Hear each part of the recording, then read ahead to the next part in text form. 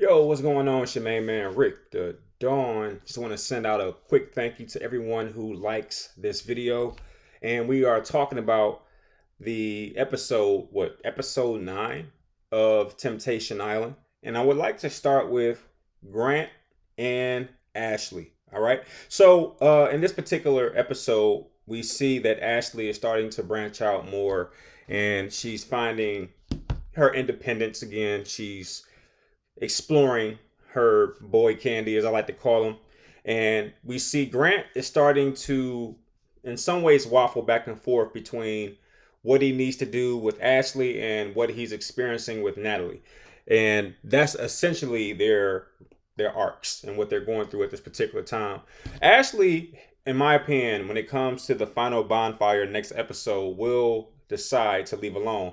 I've already seen small clips of what happens when she finally lays her eyes on Grant. And for the most part, she pushes him away and has or doesn't want anything to do with Grant.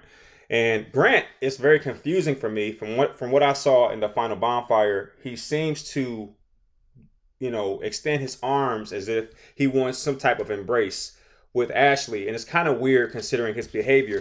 And also weird considering that when he gets in front of Natalie, he pretty much confesses his undying love.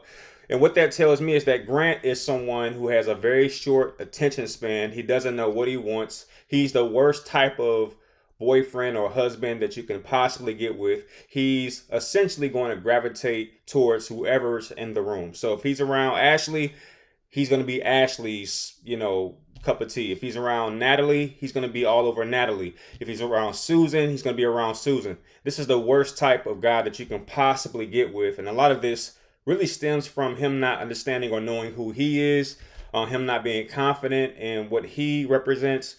Him in some ways not having any control over his lust issues. And again, in my opinion, this is not the kind of guy you want to be with.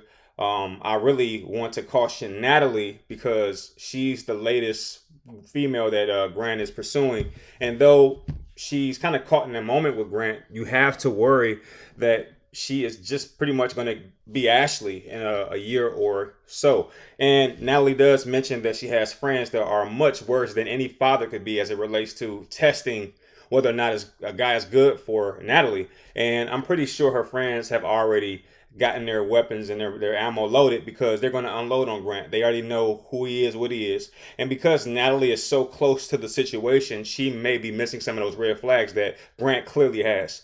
And as far as Ashley is concerned, she takes, and I don't remember the guy's name, it's the young guy. She takes him on her final date and they have an overnight, situation.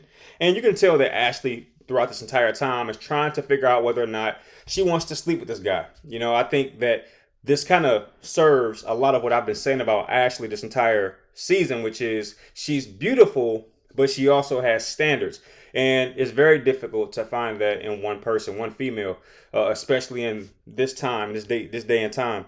And I think this is why I always argue that Grant might have really dropped the ball because when you're talking about a girl who looks like Ashley, she can pretty much have just about any guy that she wants. And here she is giving her time and attention to you, Grant. So it was really upsetting to see Grant fumble that, even though, Grant is a playboy. He's a player, and he's a good one, by the way. So I don't think he's going to miss Ashley for too long because, as you can see, within just a few moments, he was able to replace Ashley with a woman that's just as beautiful as Ashley and Natalie. So I think the sad part is realizing that Grant is on the roller coaster to being that 60-year-old in a young club. He's on that trajectory, on that life arc. And you would hate to see that happen to somebody because, I think Grant has a big heart. And no matter how much he's moved away from Ashley, anytime he sees a clip of Ashley or sees someone flirt with Ashley, it still hurts him. So he's not going to be a good ex. Anybody who talks to Ashley, anybody who likes her posts, he's going to feel all of that. And trust me, when he watches back this whole Netflix series, he's going to enjoy every single moment he sees of himself with Natalie. But what's going to drive him crazy is watching Ashley go from being hurt over him to moving past him and forming this new relationship. But Ashley is not in the clear. We see that Ashley is battling this internal thing where she still loves Grant. I don't care how big of a facade or how big of a front that Ashley puts up as if she's moved on from Grant. That is just not what it is. She's going to love Grant forever. I don't know what Grant does to these females, but he is a great conversationalist. I believe that sexually he must be decent because Natalie sees that he has a girlfriend, had a girlfriend, and she has no problem jumping right into the same situation that his former girlfriend was just in. You know, there's this common saying that you lose them the way you get them. So for Natalie to see how he's treating his so-called girlfriend, to see how he's treated her, to be willing to put herself in that same situation, you have to wonder, what the hell, what is Grant doing that is so magnetic? And I think I figured out some of it. I do think he is someone who loves deeply. And I think he, you know, like I said, he pretty much gravitates to whatever is in front of him. But when he does gravitate to what's in front of him, he does so deeply in a way that's very authentic. And these women are really feeling that and picking up on that. And it doesn't help that he's slim, his hair's always nice. He probably smells well. Like, he kind of checks all the boxes off for a female, apparently. All right. But yeah, we see Ashley, you know, take the guy on her overnight date. And the big question was Ashley going to sleep with this guy? And they don't show enough to tell you whether or not that happened or not. But even after that night has concluded, you see that her and that young guy have some conversations. And trust me, I'm able to read code language. And what she's doing is letting him know or letting him down easy. Basically saying, look, I'm not going to go home with you, but I had a good time with you. Which tells me that Ashley did sleep with the young guy in the overnight. As far as Grant, we know for a fact that Grant and Natalie definitely shared, you know, saliva and everything else in their overnight. So that's not even a question. But as far as Ashley, I think she also kind of let herself be free without being or feeling guilty, because she had been pretty stand up the entire season. The next episode, we'll find out whether or not Ashley goes home by herself or chooses to forgive Grant, and whether or not Grant wants to even go for it with Ashley, go home with Natalie, or go home by herself. If I had to predict this, I would say without question, Grant is going to try to win Ashley back on the podium or at the final bonfire. She's going to deny and decide to go home by herself, and I think Grant is also going to go home by himself, which will leave Natalie pretty much out, you know, which is kind of sad because she really likes Grant. The next episode I want to talk about is Brion and Shante. This is one of the sadder situations, and obviously Brion has come full circle. He came into this situation kind of pointing the finger at Shante, saying, hey, you're not sexual enough, you're not this, you're not that, you don't meet my needs, I need two women to satisfy what I'm able to do, etc., etc. Then we get to the point where Brion is trying to fight back that temptation because he has two women that are pretty much calling his bluff. Like, hey, if you want a threesome, me and my girl are ready to go. Like, what's up? Let's do it. So then we get to the Brion that, you know, indulges in that threesome, enjoys it even, and then he goes into this thing of, I didn't do anything wrong. I'm on Temptation Island. What am I supposed to do? I'm supposed to have sex. I'm supposed to, you know, go through this journey and find out what I need to find out about myself. And then we get to this point where he is incredibly remorseful because now he realizes that his gig is up. And I'm calling BS on it because after he has his first threesome, it's not until, I want to say her name might be Angel, but I can't remember her name exactly.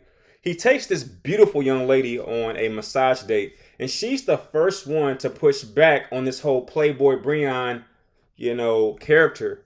And once Brion experiences his first level or his first experience with rejection, that's when things start to tilt in the other direction. Because trust me, had that young lady who he picked for the massage date been about whatever Brion was about, for example, let's say if she said, I'll be cool with sleeping with you alongside whatever other girl, because that's the first thing he said after the first threesome. It was, I'm ready to go ahead and, all right, I'm done with them. They're old news. I want to go ahead and have a threesome with these two new young ladies. All right. So he was already ready for round two with a whole new set. Okay. And he even says something crazy. I never heard a guy say this. Like, you know, I don't think it was wrong that I had a threesome, but I do think it would have been wrong if I slept with them individually, because that's more passionate, more, you know, intimate. I said, boy, this boy crazy as hell. But the young lady who he took on the massage date, gorgeous young lady. I want to call her Angel. I don't know why. Very beautiful young lady. She pushed back and said, this guy is full of crap. You know, he says one thing and does another. and she was not into it.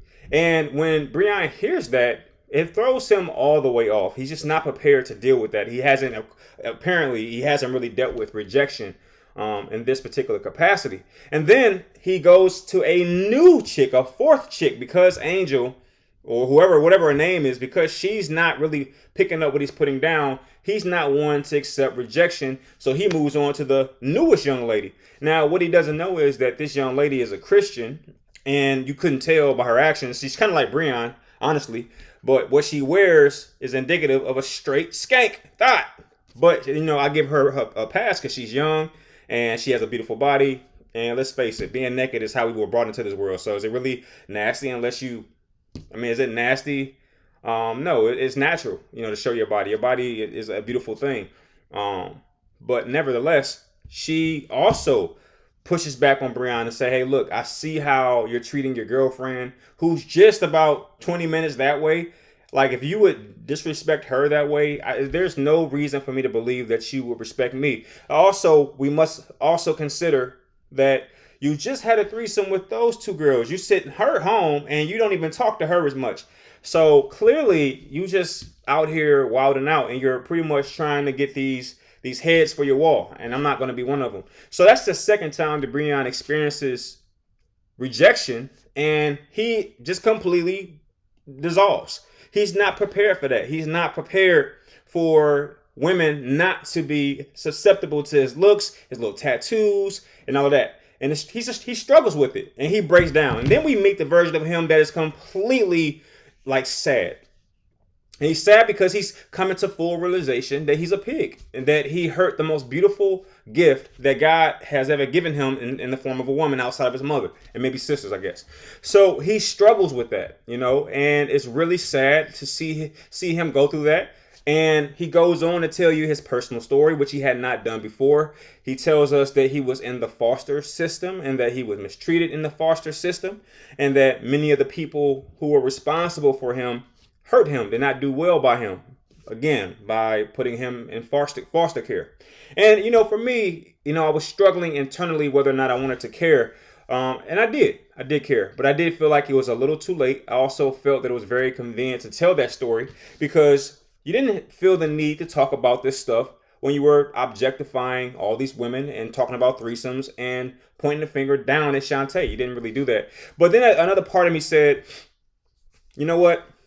Brion is a human being, and he's a young man, and we all go through these realization moments where we thought one thing, did something wrong, and found out another thing. We've all been there. There's not a single person on earth that has, gone through this thing called life without making some mistakes. And that is one of the reasons why, for me, I've come to respect, I don't like Brion, but I do respect him. If Brion was my daughter's boyfriend, I would strongly urge her to go the other way. He is not a good guy to marry. He's impulsive. He's overly sexual. Now, what Brion would like me to think is that he's completely healed. This whole thing of Temptation Island has driven out all his demons. He will never want a threesome again. And he is 100% focused on Shante. He would like me to believe that. But let me tell you something about a sexual or perverse spirit. It doesn't go anywhere. You have to deal with that all the way. And you don't deal with it by indulging in it. Honestly, I think you deal with it by, pushing yourself away from it, going a different way from it. And, a guy who's just indulged in a threesome, I'm not seeing it as a clear indication that he's ready to move on. I don't see that as a thing. So, Brion does eventually get the young lady, the fourth young lady, to come back around and say, hey, you know what? I would be open to going on that overnight date with you, because I do see the changes that are happening in you. And I was very surprised by that, because she was picked to go on the second before last date. And she initially said yes, but then came back and said, I see what you're doing. I see how you're moving. And she's a girl's girl, and she just wasn't with it. So she declined. Her declining that date allowed or forced Brion to go on his second to last date by himself. But then she turns back around and, basically says, hey, I'll go on that overnight date with you. And they do. They have a good time. They drink, they laugh. And what you see is a great friendship start to materialize. You also see that when they get to the suite, he allows, or whether she takes the bed and he takes the floor. So, Brion is showing improving in this particular regard, but I do find it to be an issue that it took what it took for him to get here. So, I don't know if Shante is going to allow him in. I just know that I think it would be best for her to move forward because, I just feel like there's a guy out there who would really appreciate her. I don't think that a guy has to hurt a woman to really appreciate her. I don't think so. But I certainly wouldn't be upset if she decided to move forward with Brion because, I think sometimes people do reach this point of redemption and they are good or better people after that. Now, when it comes to Shante has been the consummate example of a good woman, a good Christian, a good daughter, a good wife. She's exemplified all of that because on this island, she hasn't done a single thing that I would argue that is wrong or disrespectful or perverse. None of it. But she does pick the guy that she picked first initially, a good-looking guy.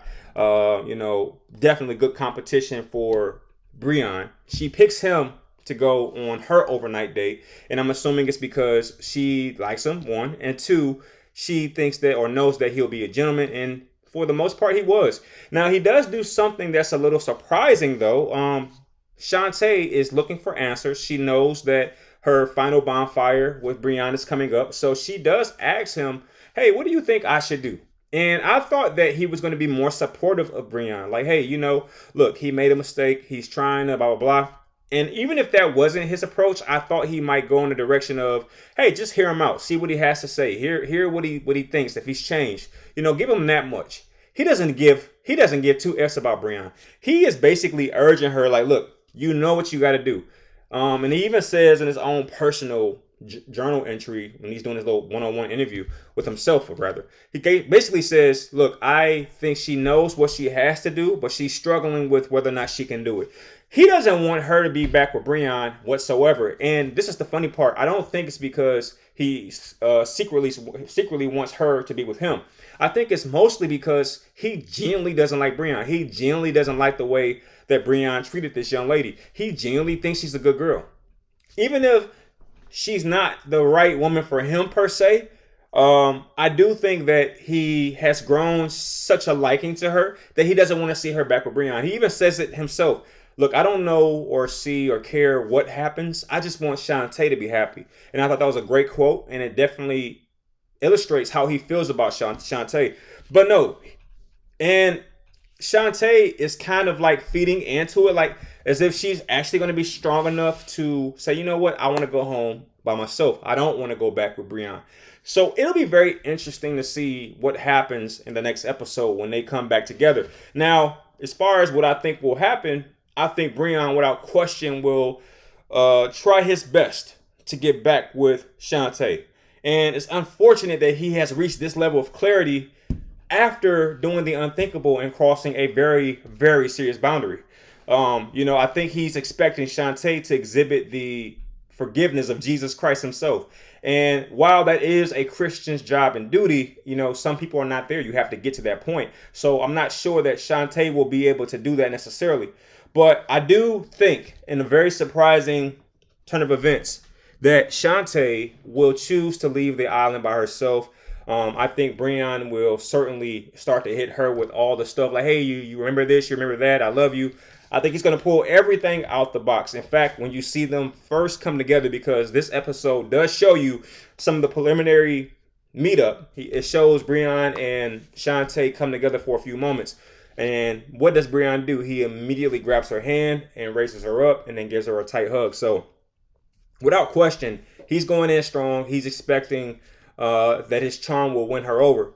But I think in a surprise turn of events, Shante will decide to leave the island by herself, and she's all the better for it. I think once she gets back home and she's in the presence of her father, her brothers, if she has them, her cousins, her family, her church family, I think when she gets around them or get back to them, she'll be able to sustain. She'll have the support she needs to finally move away from Brion. I think that this show will expose who Brion really is, and from the looks of things, she has a father that really cares about her. And I think if her father sees this, he is going to be absolutely turned off about who Brion could possibly be. And he's going to like pretty much, put that pressure on his daughter to say, hey, he doesn't love you. And that's pretty much that. And I think Shante is a person that does care about her image. You can see her break down and cry. And she says something to the effect of, how can I show our kids this?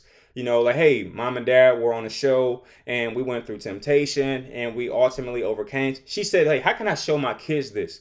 Brion was pretty much on his worst behavior. He had a threesome. He talked about sex 24 hours a day. It wasn't until he reached that moment of remorsefulness, per being rejected, that's when he changed. And it's like, I think she cares about her image. Like, how can you invite people to your wedding? I'm thinking Shante is thinking this to herself. How can Shante invite people to her wedding knowing that everybody who comes has seen Brion literally have a threesome? Like, that's a very rare situation.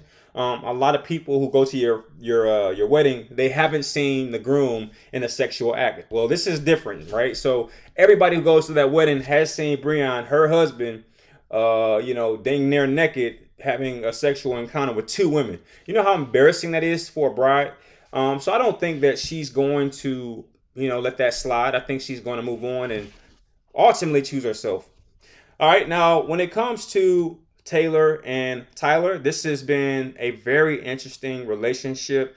Tayler has essentially moved on with Kay, and we see that Kay is starting to wonder a little bit, like, hey, is this going to actually be a thing, or is Tayler going to choose to leave by himself? I think she's struggling with that. Kay, she came on the show as a temptress, but now she's really falling in love. I hate to say that because it's so cliche, but that's pretty much what happened. Kay is in love with Tayler. And I'm going to just say it. Tayler is in love with Kay, okay? But he really, really likes Tayler. And I think once Tayler is back in the grace or back in the presence of Tayler, I think he's going to have some feelings start to resurface. And I think that this is where Tayler struggles because he knows that he actually does like Tayler. He didn't like everything about Tayler, but he loved what he loved, right? And you also have to consider that Tayler is the breadwinner in her relationship with Tayler. Tayler has been out of work, right? And according to Tayler, she is taking care of the mortgage, the bills. She's doing everything. So I know Tayler has to be wondering about that. When he goes back home, Kay won't be anywhere in the vicinity. He'll have to move out of wherever city or state he's in to get to Kay. I'm pretty sure they probably live on opposite coasts if this thing is pretty accurate. And in that case, in order to be with Kay, he'll have to leave Tayler and then move across the world to get with Kay or across the United States. So that is a huge shift. Now, I think it's the right decision for him. I think he should leave Tayler. I don't think him and Tayler are a good match. I think that he's hurt Tayler enough, and I don't think Tayler will ever forgive this situation. I mean, they came on the show where Tayler was pretty much putting Tayler on this whole like ultimatum, like, hey, you have to show me that you're a good person.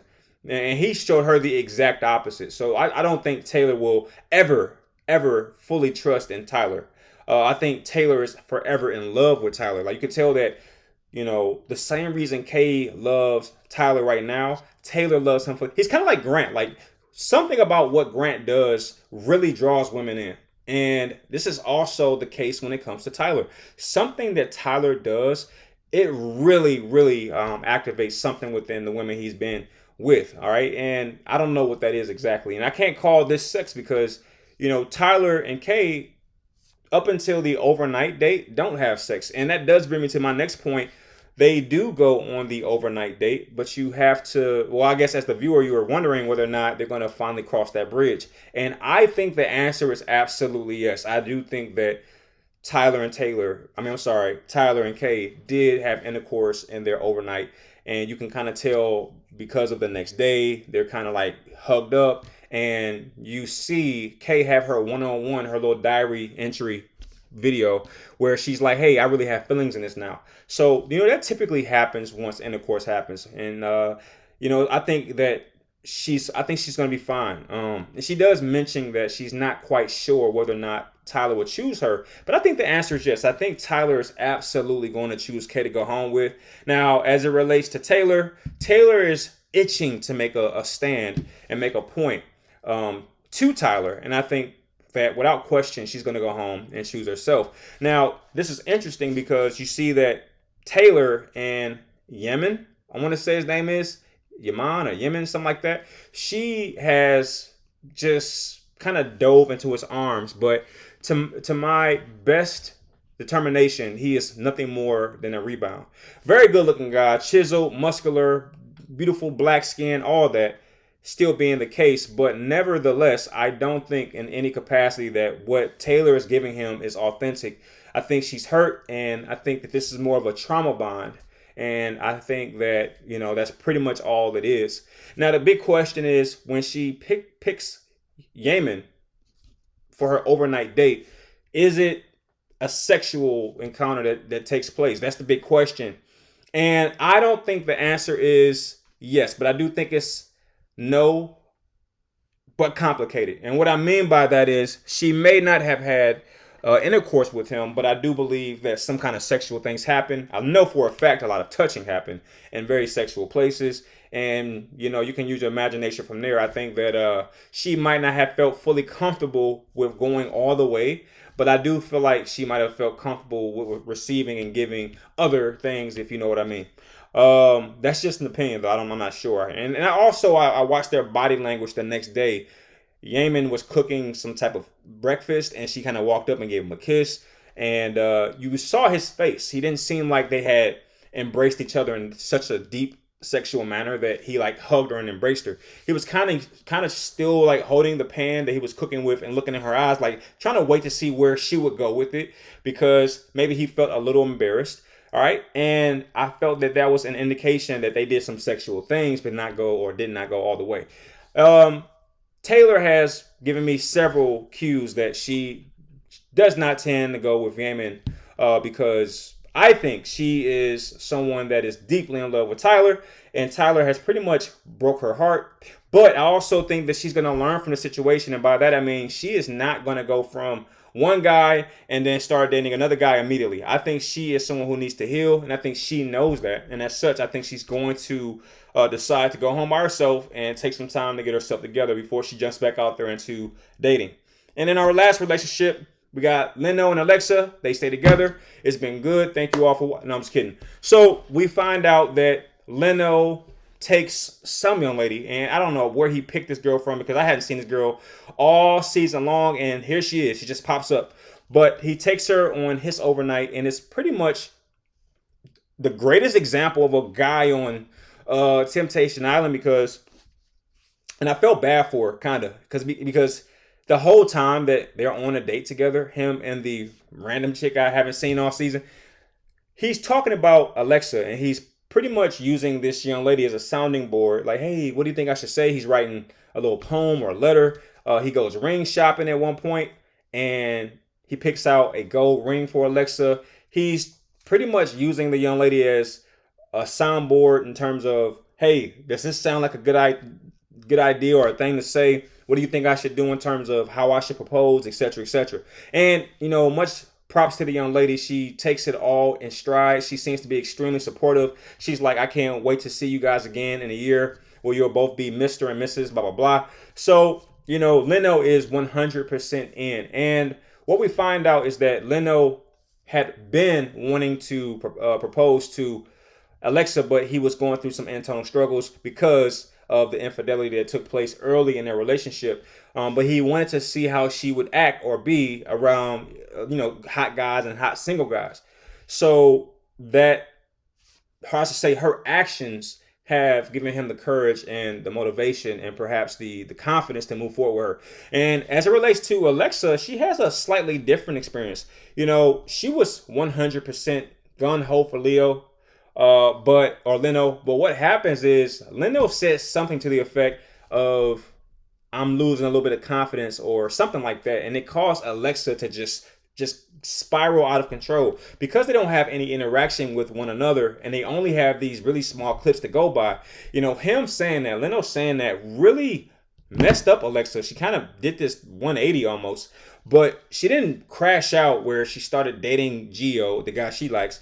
She more or less just started to have more apprehension and be a little more concerned because as she's talking to Gio, she seems to, confide in him and basically state like, hey, I'm really in love with Lino, but if he can't forget the past or let the past go, I'm going to have to choose myself. And I didn't expect Alexa to say that. I didn't expect Alexa to say anything about leaving the island alone. Now, what she doesn't know is that Lino has gone ring shopping and plans to propose to her once they finally see each other face to face. And because she doesn't know that, she definitely shows her true self, her true thoughts about not really being sure about Lino. And I think she's going to regret it slightly once she realizes that Lino has had this moment where he's kind of come to realization that, you know what, I do love Alexa and I do want that to be my wife.